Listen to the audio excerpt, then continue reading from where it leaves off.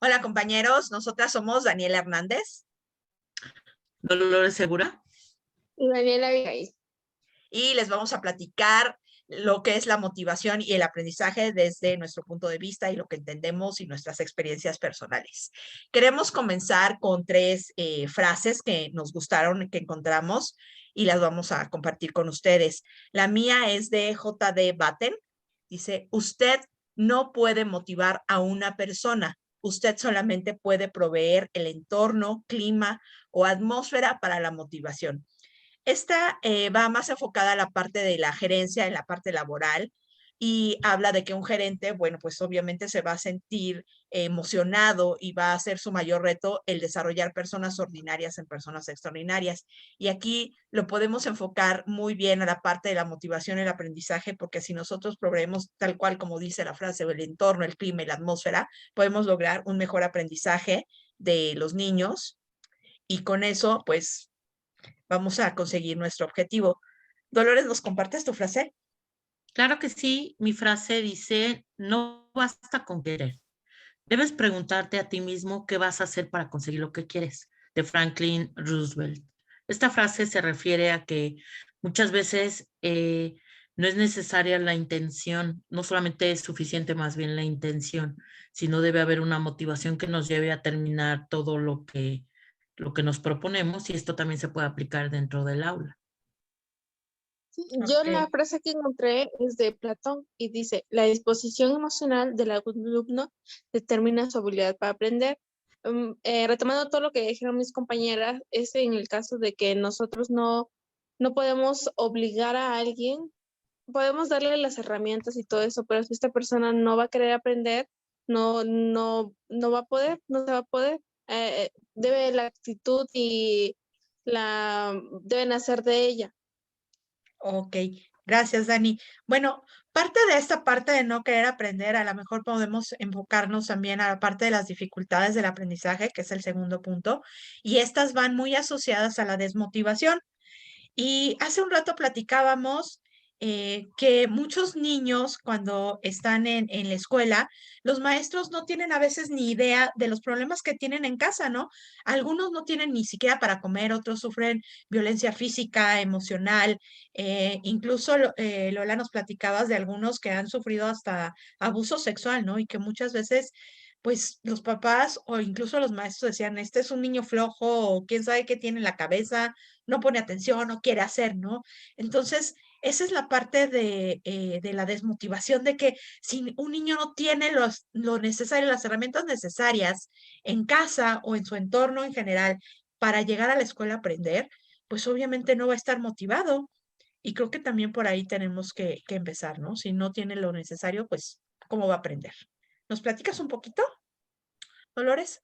Totalmente, Dani. Cuando los alumnos, sin importar el nivel, pero es más significativo en el nivel básico, que es preescolar, primaria y secundaria, cuando los alumnos no tienen estas necesidades principales cubiertas, satisfechas, estas necesidades primarias que es alimento, seguridad, etcétera, y como también lo mencionaba Abigail, estos factores socioemocionales, el niño no puede aprender, el aprendizaje pasa a un segundo plano y entonces para el maestro, para el docente es muy difícil a llegar a este punto en el que los alumnos se sienten motivados para aprender. Una de esas sería uno de los factores por qué los alumnos no están aprendiendo, porque no tienen sus necesidades básicas cubiertas, porque están siendo violentados, como lo mencionabas, de alguna u otra forma, o porque no tienen para comer, no tienen, o en casa se están peleando los papás.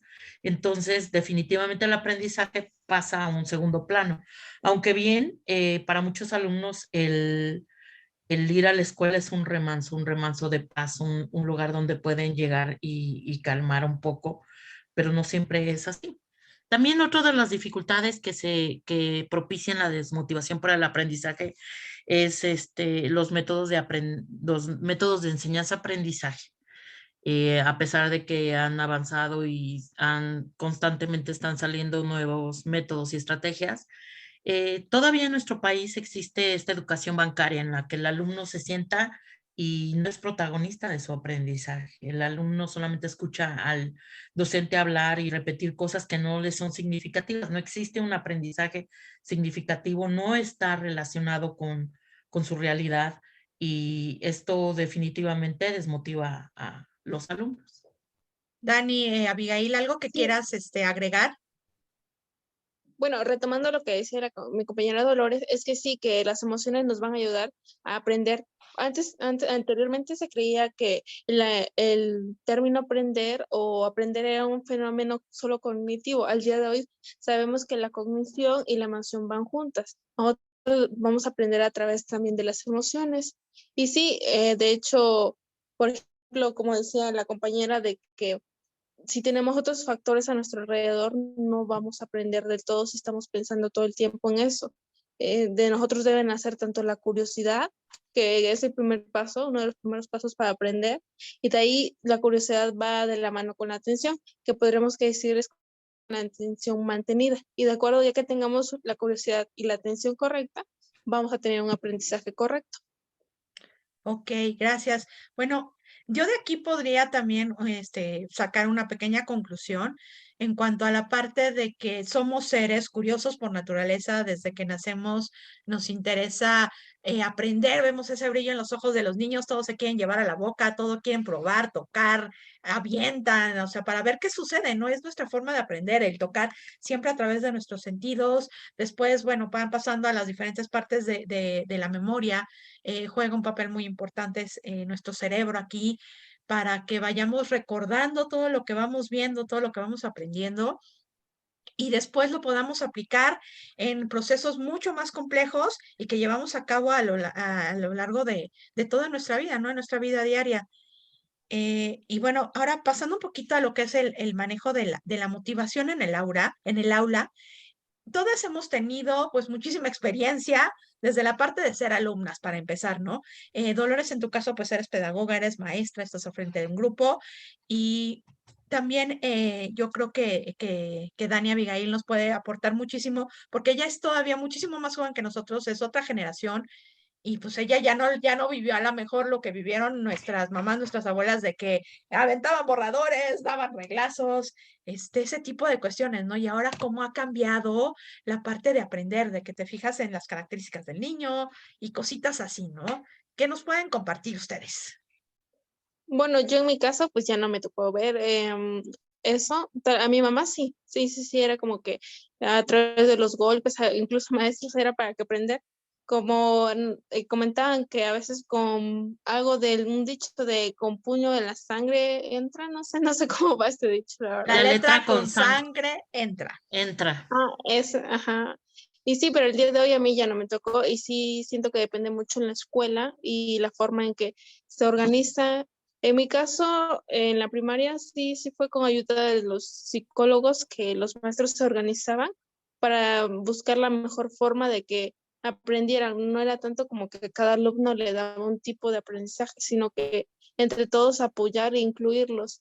En el bachillerato igual había un profesor que sí me llamó muchísimo la atención su forma de enseñar, porque él siempre nos decía que cualquier duda que tengamos se la preguntáramos. E incluso que si él no sabía la respuesta, que le íbamos a buscar entre todos, pero que no nos quedáramos con esa duda, que de hecho aprendemos más preguntando, porque así se fija más, y no te quedas solo con lo que dicen los demás, sino todo el tiempo estarse cuestionando el por qué, cómo. Etc. Efectivamente, lo que comenta Abigail, el papel del docente ha cambiado. Antes se veía como una persona autoritaria y que él es el que manejaba el aula.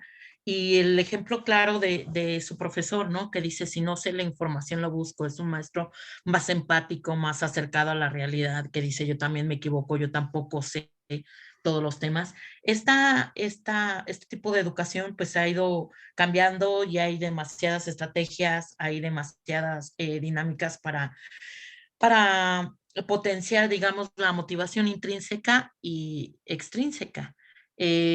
Al profesor le corresponde, y es una labor ardua, le corresponde activar, dirigir y persistir en la conducta que motive a los alumnos, como decía en las lecturas que leímos. Asimismo, le corresponde al profesor buscar actividades que llamen la atención a los alumnos, que sea del interés del estudiante y que esté relacionado a su contexto. Existen varias, como les comentaba, estrategias como el GAMI, que ahora se refiere a, viene de la palabra game y se refiere a juego, es un aprendizaje más lúdico. También existe el aprendizaje basado en proyectos, en que son proyectos no solamente como temas aislados, sino un proyecto que abarca y tiene transversalidad en todas las materias, desde matemáticas, español, ciencias naturales, y esto como resulta más interesante para los alumnos.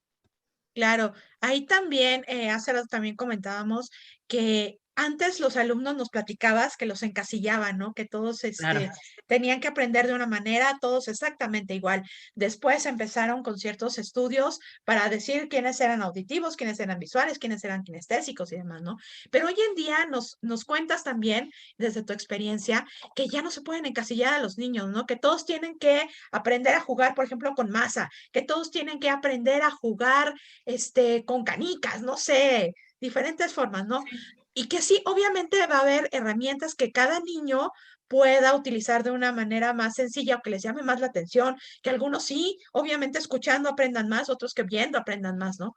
Pero ya no los podemos encasillar. Ahora, como hablábamos en algún momento, tenemos que incluirlos a todos dentro de esta nueva forma de educar y que claro, todos aprendan a su modo, porque hay que tomar en cuenta las características individuales de cada niño y aprovecharlas para explotarlas lo mejor que al se pueda, máximo, ¿no? Sobre todo en los niños que tienen dificultades de aprendizaje. ¿Algo más que totalmente. nos quieras aportar, Abby? Sí, de hecho lo que comentabas, es que sí, a veces los alumnos se cierran y dicen, llegan a la parte de que dicen, no puedo, no valgo, ¿para qué lo hago? No, como que no encuentran las herramientas necesarias, pero sí, ahí la ayuda es muchísimo del profesor, porque como leyendo una frase de la psicóloga Begoña Ibarrola, dice que en el momento que va a haber aulas estresadas, profesores estresados y alumnos estresados, va a haber bajo rendimiento.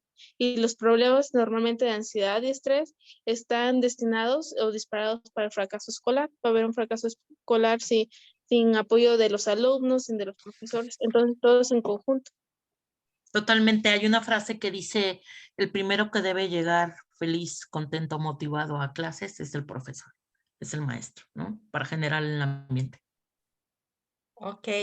Bueno, compañeras, pues creo que nos estamos acercando al final. Si quieren, empezamos con las conclusiones, algo así como muy concreto que quieran compartirles.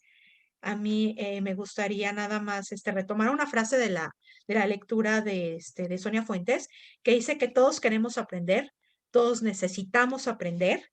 Aprender es la capacidad para la cual el ser humano está mejor dotado. Y eso pues fue también aparte de que les decía que todos nacemos con una curiosidad enorme y siempre queremos saber más, ¿no? Entonces es algo innato en nosotros y debemos aprovecharlo. Lolita. Así es.